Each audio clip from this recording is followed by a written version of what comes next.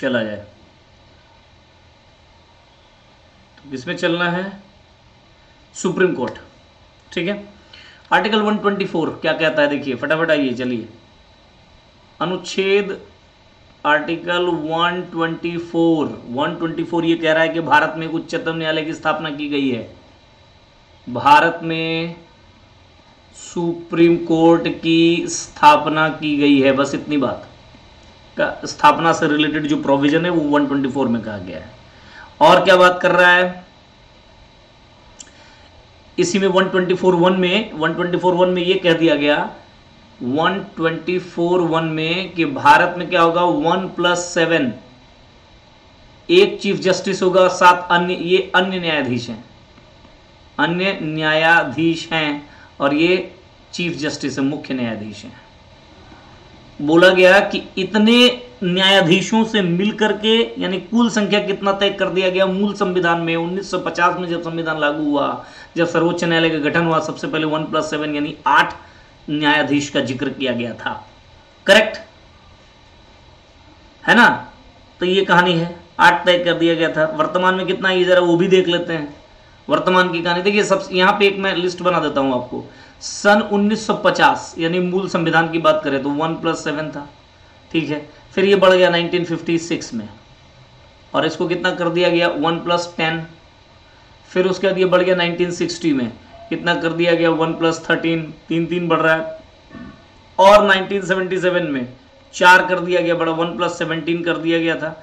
उसके बाद 1986 में 1+25 कर दिया। 2009 में 1+30 यानी 31 टोटल हो गया और 2019 में 1+33 यानी अब नाउ अभी एज ऑफ नाउ आज के वक्त में सुप्रीम कोर्ट में कुल न्यायाधीशों की संख्या 34 है और अगर अन्य न्यायाधीश की बात करें यानी मुख्य न्यायाधीश को छोड़ दे तो 33 है। ये अभी का स्टेटस है। करेक्ट, ये याद रखना है, हमें अच्छी तरह से याद रखना है। चलिए न्यायाधीशों की अर्हताओं के बारे में बात करते हैं, यानी एक ने क्वालिफिकेशंस ऑफ जज। क्या देखना है? क्वालिफिकेशन ऑफ जज यानी योग्यता क्या होती है, योग्यता किसकी? सुप्रीम कोर्ट जजेस की, इसके बारे में आइए बताता हूं मैं आपको।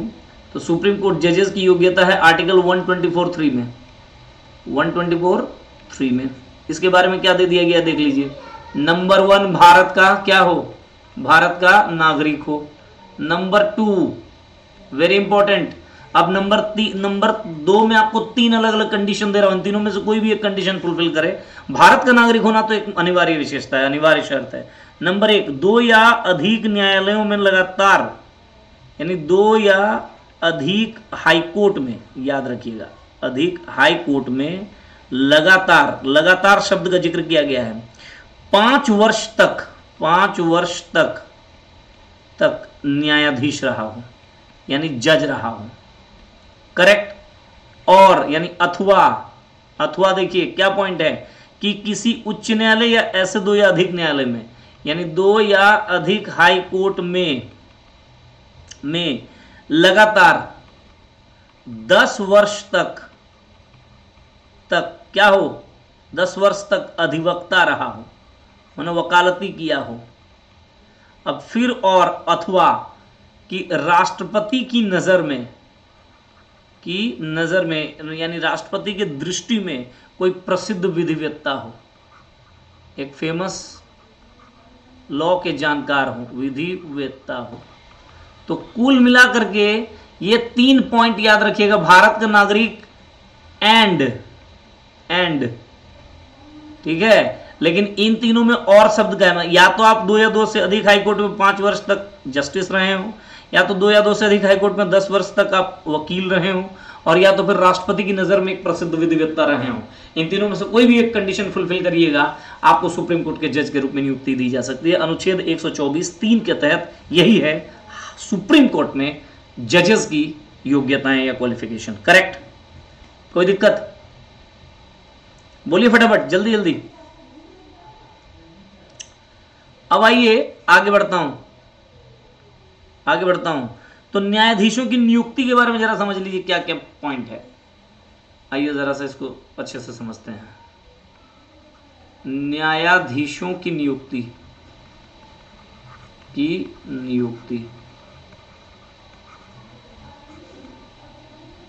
न्यायाधीशों की क्या नियुक्ति। देखिए सर्वोच्च न्यायालय में क्या कर दिया गया है, समझ लीजिए पहले मेरी बात, कि जो न्यायाधीशों की नियुक्ति, कितने प्रकार के न्यायाधीश की नियुक्ति हो सकती है। देखिए या तो सुप्रीम कोर्ट के सीजेआई की नियुक्ति होगी, चीफ जस्टिस ऑफ इंडिया की नियुक्ति होगी, समझते जाइए केवल। या तो फिर आप एक कहते हैं एक्टिंग चीफ जस्टिस की बात हो रही है, एक्टिंग चीफ जस्टिस ये हो सकता है, यानी कार्यवाहक मुख्य न्यायाधीश, इसके बारे में बात किया जाता है। या तो फिर तदर्थ न्यायाधीश, एडहॉक जस्टिस न्यायाधीश, इसको आप क्या बोलते हो, एडहॉक जस्टिस। या तो फिर और भी, जैसे सुप्रीम कोर्ट के सेवानिवृत्त न्यायाधीश को भी कभी कभी लाया जाता है, रिटायर्ड जो जस्टिस हैं, इसको भी कभी कभी डाल दिया जाता है। समझ में आ रही मेरी बात। तो इस प्रकार ये हैं। अच्छा, सुप्रीम कोर्ट के जो अन्य न्यायाधीश हैं वो भी हैं। अन्य न्यायाधीश का नहीं मतलब ये जो 1+33 में ये जो 33 हैं, वो वाले 33, ये तो विशेष कैटेगरी हुए ना। समझ में आई मेरी बात ना। तो आइए इसको थोड़ा सा समझने का प्रयास करते हैं।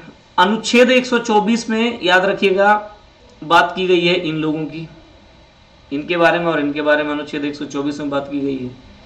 एक्टिंग चीफ जस्टिस के बारे में बात की गई है आर्टिकल 126 में।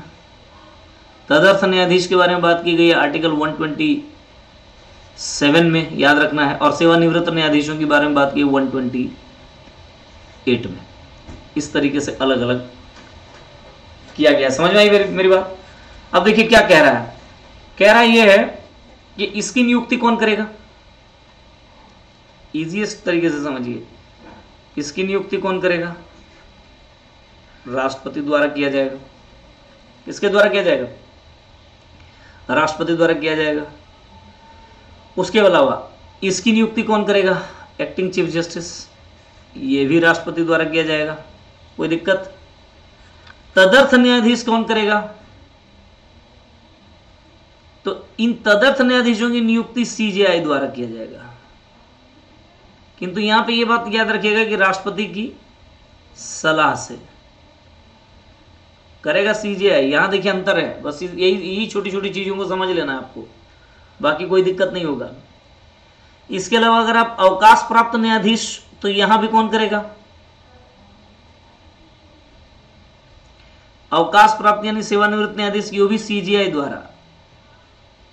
लेकिन यहां भी क्या है, किसकी सलाह से, राष्ट्रपति की सलाह से, ये भी याद रखिएगा। और अन्य न्यायाधीश जो होंगे वो राष्ट्रपति द्वारा होंगे। इतनी बात कहा गया है। और एक लाइन में बस इतनी बात समझिए कि जब इनकी नियुक्ति की जाएगी, तो राष्ट्रपति को जो सही लगे उनसे सलाह ले सकता है, जिन वरिष्ठ न्यायाधीश से ले सकता है, वगैरह वगैरह। बाकी इनकी नियुक्ति में राष्ट्रपति को सीजेआई से सलाह लेना पड़ेगा, सीजेआई से परामर्श करना पड़ेगा, है ना। तो ये सब बातें न्यायाधीशों की नियुक्ति के बारे में है, याद रखना है, अच्छे से याद रखना है चीजों को। मुख्य न्यायाधीश जब नहीं होगा, एब्सेंट होगा, अपना कार्य पालन करने में असमर्थ होगा, ऐसे कंडीशन में एडहॉक चीफ जस्टिस लाया जाता है, एक्टिंग चीफ जस्टिस लाया जाता है, सॉरी, ठीक है। और अगर गणपूर्ति नहीं है, ऐसी सिचुएशन जब कोरम फुलफिल ना हो, यानी गणपूर्ति जो है, गणपूर्ति मतलब कि मिनिमम जितना जज आना चाहिए, अगर उतना जज नहीं आ रहा है, तो ऐसे कंडीशन में तदर्थ न्यायाधीश की नियुक्ति किया जाएगा। समझ में आई मेरी बात या नहीं। और जब वर्कलोड ज्यादा हो, जब सुप्रीम कोर्ट का कार्य बोझ क्या हो जाए,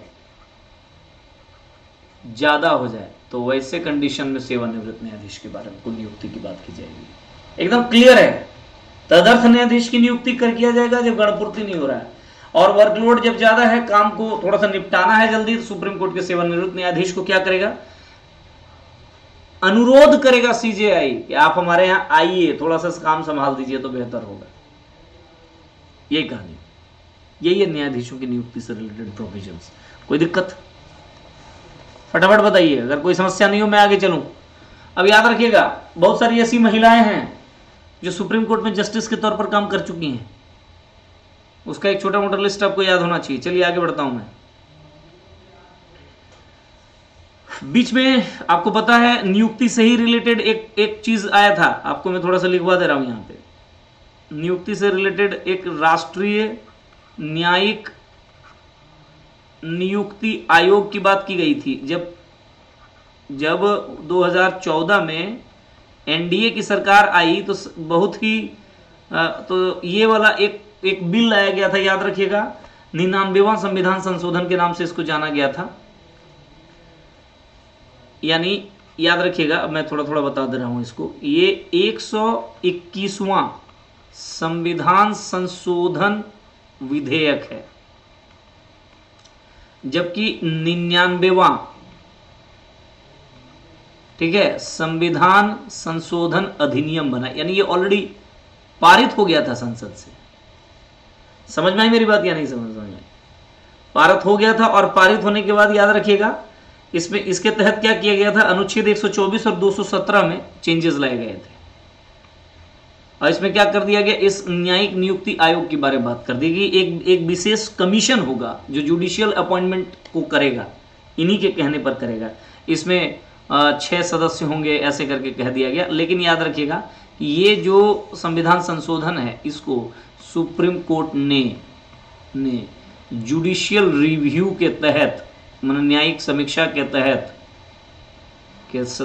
असंवैधानिक करार दिया गया कि भाई ये संविधान सम्मत नहीं है, असंवैधानिक।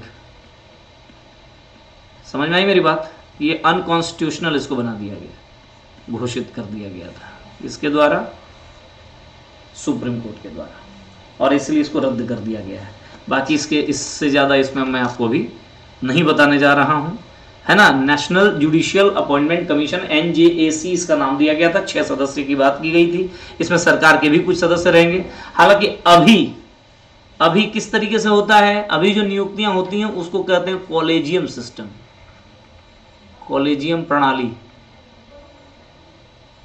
कॉलेजियम प्रणाली। इसमें 5 वरिष्ठ न्यायाधीश होते हैं और वो 5 वरिष्ठ न्यायाधीश मिलकर के कॉलेजियम होगा और वही कॉलेजियम क्या करेगा, जो सजेस्ट करेगा, जिस व्यक्ति का नाम सजेस्ट करेगा उसी को लेकर के जस्टिस बनाया जाएगा। एक्चुअली न्यायपालिका में एक आरोप लगाया गया भाई भतीजावाद का। बोला यार इसमें क्या होता है कि अपने ही बच्चे को ही लोग ले आते हैं, तो इसको खत्म किया जाए, परिवारवाद का, और कॉलेजियम सिस्टम लाया गया सरकार की तरफ से। लेकिन न्यायपालिका ने यह कह दिया, सुप्रीम कोर्ट ने, कि अगर कॉलेजियम सिस्टम को हम लागू करते हैं तो जुडिशियल अपॉइंटमेंट्स में पॉलिटिकल इंटरफेयर बढ़ जाएगा और इससे पॉलिटिसाइजेशन ऑफ जुडिशरी हो सकती है, यानी न्यायपालिका का राजनीतिकरण हो जाएगा और इससे क्या होगा, देश में न्याय व्यवस्था पर से लोगों का भरोसा गिर सकता है। और इसीलिए जुडिशरी की जो डिग्निटी है उस डिग्निटी को बने रहने के लिए हम आपके इस विधेयक को अमान्य घोषित करते हैं, असंवैधानिक घोषित करते हैं। Getting my point?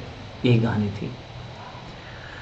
तो मुझे लगता है आप समझ गए होंगे कि मैं क्या कहना चाह रहा हूं। चलिए आगे बढ़ता हूं। फिर न्यायाधीशों की अगर पदावधि के बारे में बात करेंगे, अगर न्यायाधीश जो हैं उनके पदावधि के बारे में बात करेंगे तो कितना है, टर्म ऑफ ऑफिस कितना है, तो कोई भी ऐसा पद बस बोला गया कि एक उच्चतम उम्र सीमा के बारे में जिक्र है, तो 65 वर्ष की आयु तक, up to the age of 65 years, बस इतनी बात। बाकी ये भाई साहब त्यागपत्र दे सकते हैं इसके पहले। किसको त्यागपत्र देंगे, तो राष्ट्रपति को संबोधित करके दे सकते हैं।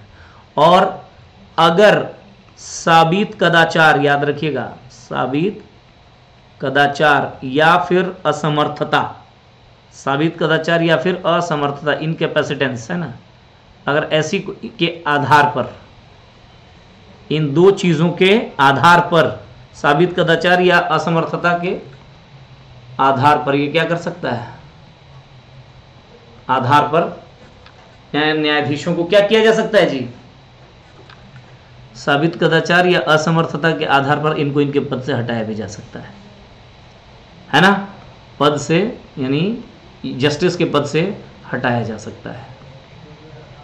और इसके लिए जो प्रक्रिया है, एक महाभियोग की जो प्रक्रिया राष्ट्रपति के हटाने के बारे में आपको बताए थे, उसी की तरह मिलता जुलता प्रक्रिया है, बट सेम प्रक्रिया नहीं है। अभी मैं बताऊंगा कि न्यायाधीशों को हटाने की प्रक्रिया क्या हो सकती है। तो ये कहानी याद रखिएगा, ये बातें याद रखिएगा, मैं उस पर आऊंगा थोड़ी देर बाद। अच्छा, इनका शपथ कौन दिलवाएगा, शपथ कौन दिलवाएगा वो भी जरा लिख लीजिए। तो राष्ट्रपति या इनके द्वारा, यानी राष्ट्रपति द्वारा, इनके द्वारा नियुक्त किसी व्यक्ति के समक्ष।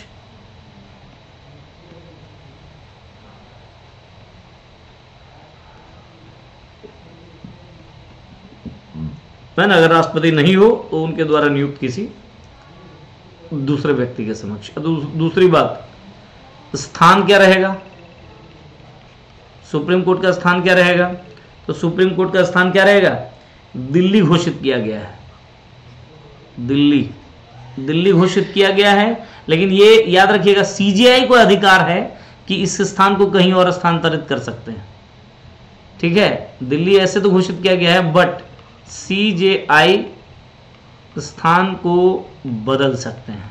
लेकिन इसको बदलने के लिए बदल सकते हैं ना, लेकिन इसके लिए याद रखिएगा सीजेआई को भी राष्ट्रपति की पूर्व अनुमति चाहिए या पूर्व सहमति चाहिए। अगर पूर्व सहमति होगा तभी सीजेआई इस स्थान को बदल सकता है, दिल्ली के अलावा कहीं और भी कर सकता है। अब तक आज तक हैदराबाद और श्रीनगर दो जगह में ऐसी बैठकें की गई हैं। दिल्ली के अलावा एक है हैदराबाद और एक है श्रीनगर। अब तक दो जगह ऐसी बैठकें की जा चुकी हैं, याद रखिएगा। तो ये पॉइंट्स आपको हमेशा याद रखने हैं।